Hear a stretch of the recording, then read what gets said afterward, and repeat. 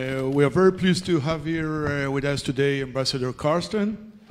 Ambassador Carstens served as a special presidential envoy for hostages affair from 2020 to 2025 under the Trump and the Biden administration at the United States Department of State. During this, led negotiation with the Taliban, with the Assad regime in Syria, Russia, Belarus, China, Venezuela, and with terror organizations such as Haqqani Network in Afghanistan, Houthis in Yemen, and Jenim in Mali, managed to bring back home from captivity 65 American hostages and unlawful detainees during his mission.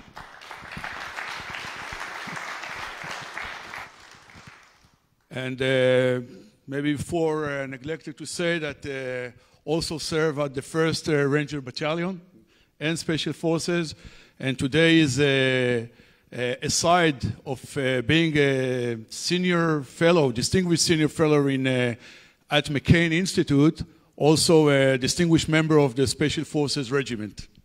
So thank you for being here with us today, Ambassador Carstens.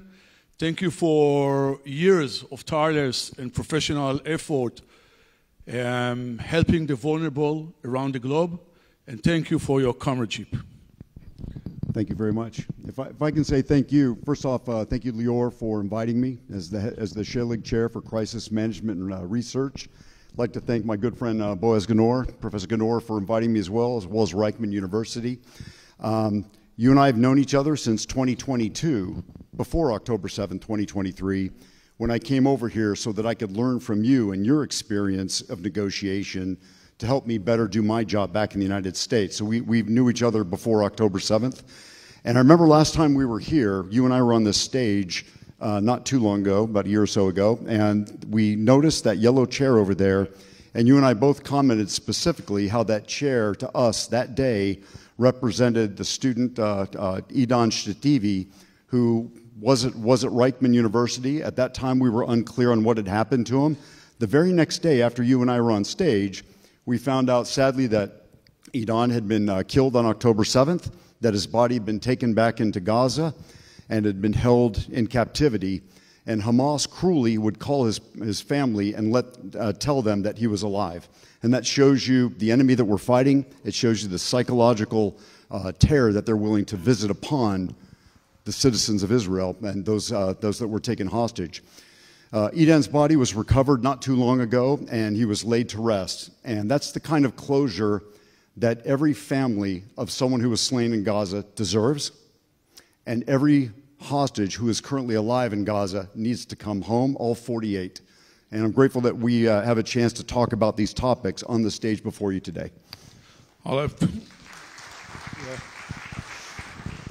Thank you for this. Of course, we'll talk about Gaza issue, but before that, even before October 7, and no doubt that after it, we can identify the sharp rise in the phenomena, in the trends of hostage taking by terror organization and wrongful detainees held by state. Do you think that this will continue or fade away? So I would agree with what you wrote. You wrote many years ago that this phenomena was going to increase, and I think you were spot on, that you were correct. The good news, if there's any good news in this, is that though it's starting to increase, whether it's nation state or terrorist groups, finally, after 4,500 years of recorded history in this field, the civilized societies are getting together to try to thwart it. So if you were to go back in the days of the Torah, the Bible, the Iliad, Herodotus, Thucydides, you'll read about these hostage crises that took place between nation states or terrorist groups. And after all this time, the terrorist or the nation state would usually go to nation states like the United States and leverage them. The Canadians leverage them. The Israelis and leverage them. And so on and so forth. Finally, and in great part because of, sadly, what happened in Gaza, the civilized nations are starting to come together, coordinate better, and I would say offering a prevention and deterrence strategy that will one day allow us to get ahead, to jump ahead of the enemy, and to outthink them, out-organize them, and outwork them, and to hopefully one day put at least the nation-state side to rest. However, is it ever going to go away? Of course not. So no doubt we are on a path of doing a better job confronting this threat. But what are the crucial or the urgent challenges that we need as a community, as an international community, to overcome in order to be more efficient? So I would offer, and I'd be curious to what you think, because you study this too. Here's what I would offer. Right now, again, it's not perfect, but right now we're in a place where there are now multinational efforts to combat both the hostage side. Hostage, let's say we define that as a terrorist group taking a citizen, and arbitrary detention or wrongful detention, or a nation state, like, for example, Russia or Iran taking a citizen. We become so much better. I think Gal Hirsch has done a great job of pulling together about 7 or 8 countries in kind of an ad hoc task force that he meets with regularly to talk about the citizens of their countries. That was actually a positive step. There was a time before Gaza where I would go to another country and say, hey, who's your hostage representative? And I couldn't find that person. I would go through the wiring diagrams, I'd work up the emails, make the phone calls. I had no clue who my counterpart was. And then Gaza happened, and suddenly, bam, some of these points of contact would pop up. But what you realize is not every country has one. But we're getting better at that. I would say like Australia now has one, Germany has one, Canada has one, you've had one for many years, we have one. There's a point of contact, a belly button, if you will, for a family to reach into the government should their loved one be taken, or someone from another country to call in and connect. So if, for instance, if I need to talk to someone in the Canadian government now, I know exactly who I need to call. And the Australian government, I know exactly who I need to reach out to. But again, so do the families. I think some other things that have happened, if we're talking about where we are currently, there's another multinational effort led by the Canadians who many years ago brought the Declaration against state hostage taking, or an arbitrary detention rather, in state-to-state relations. So far, 79 countries and the European Union have signed on to this. Separately from that, there's another small grouping of about probably 12, 13, 14 countries that meet regularly to talk about actually taking action to thwart those who would take our hostages, and they're trying to recruit other countries. There's also an effort also led by the Canadians called the Independent International Panel on Arbitrary Detention. Think about 7 esteemed jurists who are getting together to survey all the laws and legal norms out there to determine where we have gaps and seams in our ability to fight against arbitrary detention. No, not the hostage side, but arbitrary detention. So these ongoing efforts that are making us better every day, but where the challenges that still arise is that there's still some ad hocery to this. There's not like a standing joint task force of people that get together and try to decrease the amount of diplomatic and military friction while increasing the amount of coordination. And you and I talked yesterday, there are things that we could probably do, or maybe we just need to be aware of each other, but we need to explore that side of the house.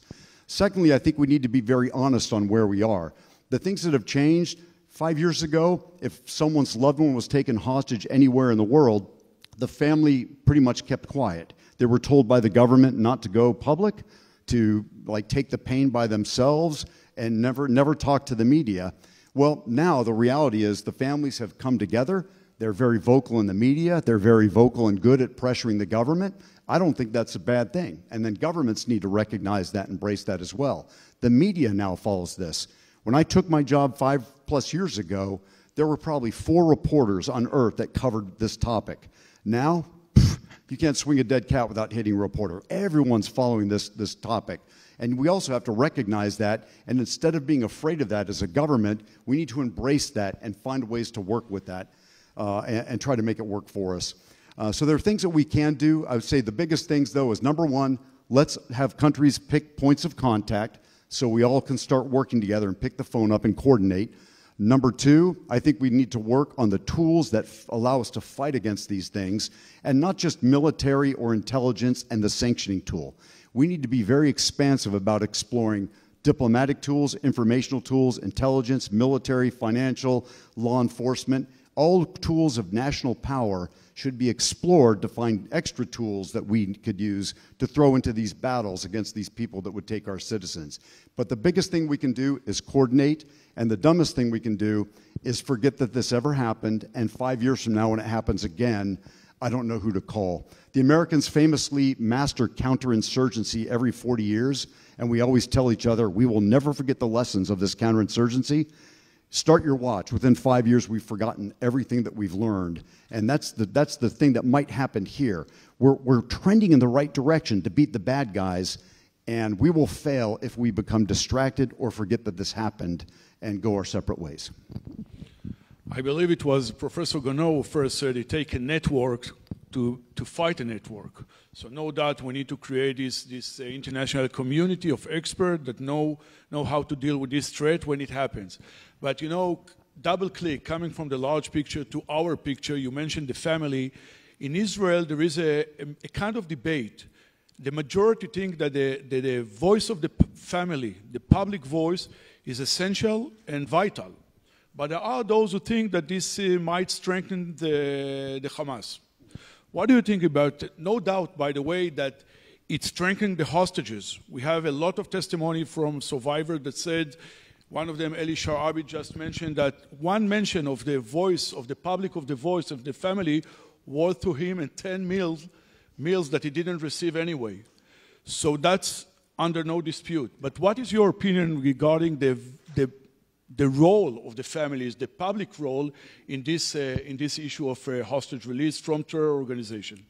So, I mean, that's a great point. And it's, if I were, I think in my younger days when I wanted to be diplomatic, I would say, well, some people say this, some people say that. I fall out here. But I'll firmly tell you that I think it's a good thing. And I respect those who would disagree with me on this topic. But when the families are involved, number one, we avoid moral injury. Can you imagine if your loved one was taken hostage and you wanted to do something, anything to get him out, but the government said, do nothing, we got this. And by the way, we're not going to tell you what's going on because it's all classified, and don't talk to the media. You would just sit there stewing in your juices, feeling that you're not doing everything to bring your loved one home, and that creates a moral injury for the person that's represented. Additionally, when everyone starts getting involved and the families get more interested in this, that results in the media finding out what's going on. That results in a massive amount of awareness, and frankly, that gives the government more tools. There's a really interesting book called We Want to Negotiate by Joel Simon, and in it he describes a situation where the French government had someone taken hostage in Africa, and everyone in France knew about this, and everyone in France was energized and excited to bring this person home. And the French government eventually brought this citizen home. What did they do to bring him home? I'm not sure. I don't think anyone will ever know, but the public did not question it because the public supported the government, and the government knew that. It's a little scary if the president of, say, the United States is offering to trade, say in our case, Victor Boot, the merchant of death, for Brittany Griner, and yet if the president knows that the families are interested, that the American public is supported, he's willing to take that risk. So the more that the families are involved, the more the media becomes involved. The more the media becomes involved, the more the government has a little more latitude to do what they need to do to bring someone home. Now, it doesn't always play out that way, and maybe this might be a specific example, but I think overall I see goodness with families being very engaged. And as the government, families would come up to me sometimes and say, well, Roger, if I go talk to CNN, won't that hurt our efforts to bring our loved ones home? And I would say, if I really believe that, I will beg you not to. But since I can't prove it, I'm the government. You do what you do, and I, as the government, have to figure out how to get the job done regardless. And I think that's the responsibility. The families must do what they need to do, and then the government must still, because it's their responsibility, do what they must do. But I have to ask, what do you think? A good question, which I prepared an answer, so it's a good one. You know, I remember, I think it was Professor Kasher, a well-known philosopher in Israel, that says that you don't have to do what I said, but it's very important that you will hear what I'm saying, what I said. And this is a way, my opinion, that the family voice is so important, is so crucial, not only for them, not only for the hostage that that they're in captivity, but also for the whole nation. In a way, demonstrate the spirit of the nation, the standard, the value, the principle of the nation. And it is a good perception and good benchmark for government to think about, in addition to all strategic and geostrategy consideration. But coming into Gaza, there are also voices in Israel that say we are already, engaged in this war on Hamas for almost 2 years. We have 48 hostages already there for almost 2 years, held by Hamas. There are people said in Israel that Hamas will never release the last hostage because Hamas will never give up the human shield around him. What is your opinion regarding this so crucial part of the art of releasing hostages, the last hostage? So I've spent some time thinking about this, and I can say that this is probably the PhD level of hardness, trying to get someone back. And Hamas is probably the toughest, I would say, entity to negotiate with. I mean, if you think the Russians are hard, or I would say the Iranians are hard, I think Hamas, they're at the very highest level. And so it's hard to predict. And as you well know, because you had the same job that I did, you never really know. The variables are too many, and at any one point, the variables can come together and then scatter again in ways that are unpredictable. So I'll give you my opinion, and yet I could be entirely wrong. My sense is that you have to be an optimist in this business, and you have to say, it will get done. I don't know how. Right now, the tools aren't there. Right now, the conditions aren't set. But our job is to keep pushing and shaping the conditions to make it happen. I'm not sure how it's going to end, but I do believe that the last hostage will come back, that everyone who's alive comes back, everyone's remains comes back, the families all get closure, and somehow we put this behind us. How will we do that? Well, you and I talk about that all the time. What strategy will eventually put into place? I'm not entirely sure because I don't have a crystal ball. So what I can say, I think I know what the end state looks like. I don't really know how we're going to get there.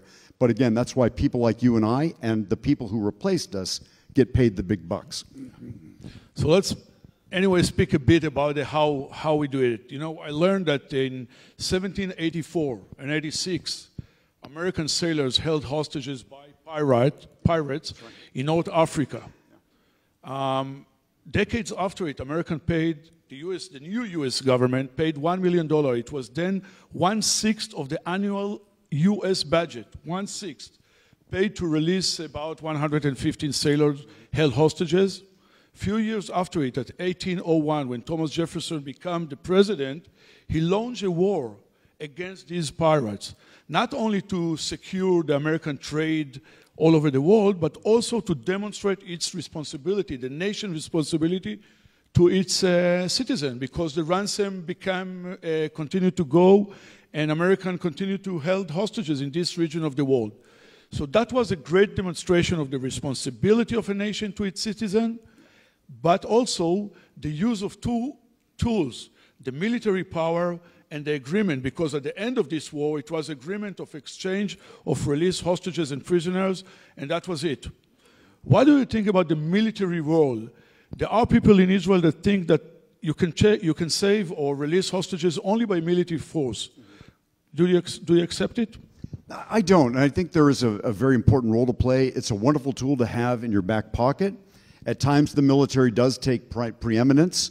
I could probably bore you to death with a few other more modern examples of either Delta Force, SEAL Team 6, going into action to bring back a hostage. I think you could also rightfully give me a few examples of what your wonderful military's done, whether it's Flotilla 13 or whatever force. But I would say that if you could talk your way into getting a hostage back, why not? And would the United States send a platoon of SEALs on a very dangerous mission in some place like Somalia to save a citizen? Yes, we would, and yes, we have. But there are risks. You're putting people's lives at stake, and you don't really know how it's going to go. If you could perhaps talk to the other side to get the same result, but with no death, if you can use diplomacy and verbal acumen, why not give that a shot, knowing that the military tool is always in your back pocket? There were countries where At first, before I took the job, I'd say, well, we should send Delta Force in to get our hostages. And once you take the job, you realize the amount of drama that goes into making that happen. You can't just send a bunch of commandos in. You have to eventually take out portions of the other side's Navy, take out their air defense, take out their local, I guess, response mechanisms, kill a ton of their people, put civilians at risk, just to get people back. And by the way, if you save your American that's held in that country, well, in that country, there's probably about 500 or 600 Americans that are living there anyway, and so the bad guys will just go scoop them up. Little known fact, Iran, we have roughly, I think, 12 to 14,000 Americans living in Iran who are dual passport holders. They're American citizens and Iranians. So if we do something that we think is very extreme and very military to get a hostage back, well, they have roughly 12,000 more Americans to go grab up and throw into a prison. So if we can talk to the enemy out of what they have by diplomacy, that's not a bad way to go. Yeah, no doubt that a surgical operation that we both of us know and have some experience are inaccurate enough and maybe have the odds to succeed. But I'm speaking about military campaign, the challenge of how to transfer military achievement to an agreement or negotiated agreement of releasing hostages. This is the challenge of the government. What do you know? What is your opinion about this very fragile and very challenging point of state that trying to take the military achievement of a military campaign, not a surgical operation, and transfer it or cash it into an agreement to release prisoners, release hostages? Yeah, you know, I hope this doesn't come off as too cowardly in trying to avoid the question. I always find that there's information that I don't have, that if I had, I'd give you a more reasonable response. But there are lots of components to what's happening that I just don't know. I would say really that's the art of leadership. It's the ability to know when to shift it. And whether it's a hostage campaign or to shift from military action into a peace component, and I think about some of the wars that America's fought recently, that comes down to that general who, as Clausewitz says, sees that far distant light that the rest of us can't see and makes a decision not always necessarily made on mathematics and on reason, but perhaps on intuition. I think when you're working on hostage issues or war or frankly love, there are certain topics out there that really defy mathematics. And this is one where the leaders in question have to embrace the unity of opposites. Man, God, the irrational, rational, becoming, to be able to wrestle with something that you understand and can put on paper as 1, 2, 3, and then wrestling with something that's more intuitive that goes on a gut feeling. And on this one, it's one of those things where you almost are glad you're not sitting in the chair of leadership. But I would say that there does come a moment that leaders need to be able to feel the battlefield, that Fingerspitzengefühl, second Clausewitz reference, Brian, if you could catch that. It's 2 now. That ability to feel the battlefield and know when it's time to shift from that military campaign into getting your hostages back. And that doesn't mean you can't do both in parallel, and that pressure is probably exactly what's needed. But you're right, as you correctly pointed, you have to be able to sense when that moment is and then strike. Art of leadership and statesmanship. Very important word that I think many Israelis think about just this morning while seeing our troops having another operation, which is very important, and we really hope that it will cultivate the fruit that we all expected regarding the hostages. But it's exactly the point of clash between the moral or the values that all of us, there is no doubt, no clearer than that all countries feel responsible to the vulnerable and to the hostages and detainees.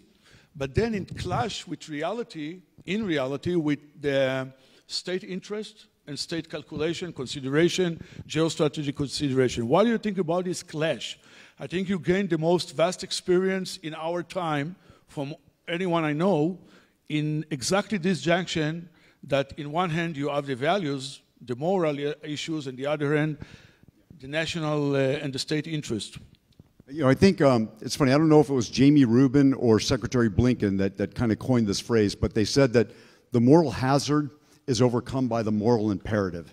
The moral hazard is that dangerous thing. It's letting go from a U.S. prison a bad guy so that we can get an innocent American.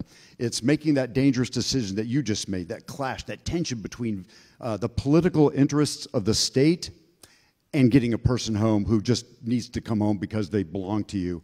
And I think that I always fall out, as I think Secretary Blinken did too, on that of the moral imperative. It's the government's duty to bring them home, and you have to be willing to accept some moral hazard. You and I as soldiers, what did we always do? Crazy dangerous stuff. But before we went into battle, we had to brief our bosses on risks, risk mitigation, and then your commander needed to decide whether he was willing to accept or find another way to buy down more risk. And it's not a risk-free world, and you know that. I mean, you've been on the front of either combat operations or negotiative operations, and it would be perfect if you were negotiating with someone who was going to give it all and you've brought down risk to zero, but that never happens.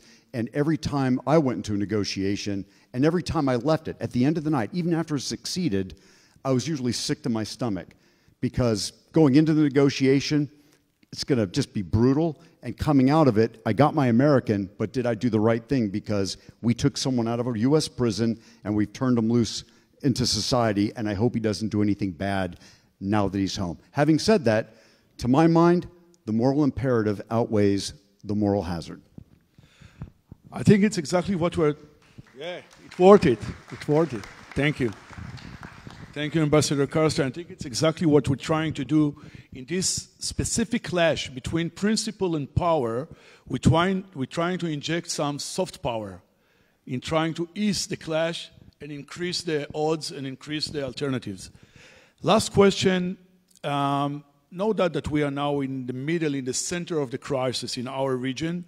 What do you think can be the lesson learned from this crisis, hostage crisis, Israeli crisis in Gaza, to the world? And what do you think can be our lesson learned for the future from this event?